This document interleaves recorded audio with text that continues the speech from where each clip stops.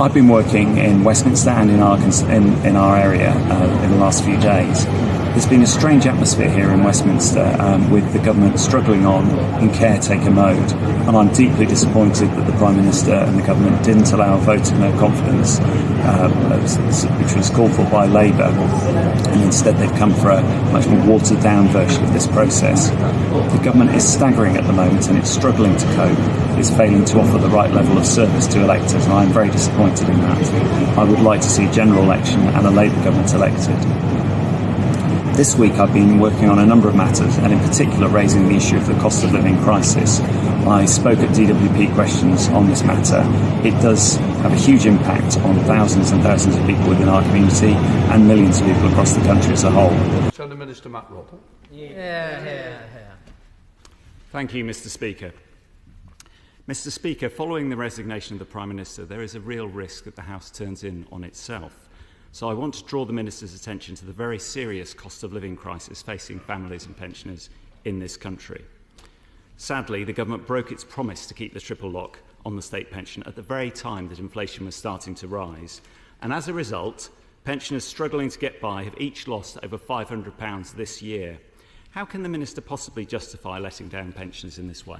I've also raised the heatwave and the terrible pressures on the NHS at the moment with rising cases of coronavirus. There is very particular pressure on South Central Ambulance, which has been under pressure despite the vast efforts of staff for some time now, and I would like to see urgent action from the government to support the NHS at this time.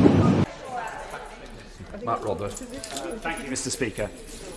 I would urge the Minister to consider the position again and consider declaring an emergency.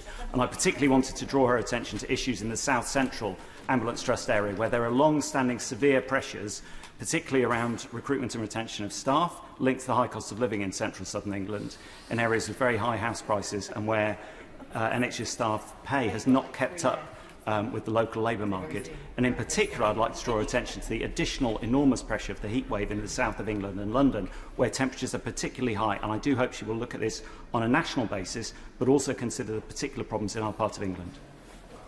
In addition, I've also been commenting on international matters, and I've called for more British support for Sri Lanka at this very difficult time. Matt Roper. Thank you, Madam Deputy Speaker. And as we've heard today, Sri Lanka is a Commonwealth country, and there are very deep community ties across the UK to many towns and cities, and I want to pay tribute to the local Sri Lankan community in Berkshire.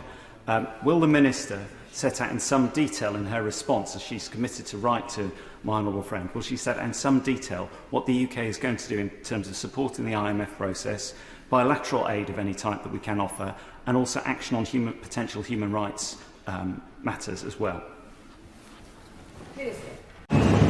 Please do follow other details of what I'm doing on my website. There's more information, or in my weekly email. You can sign up to this if you contact me. And I'd like to thank you again for your support.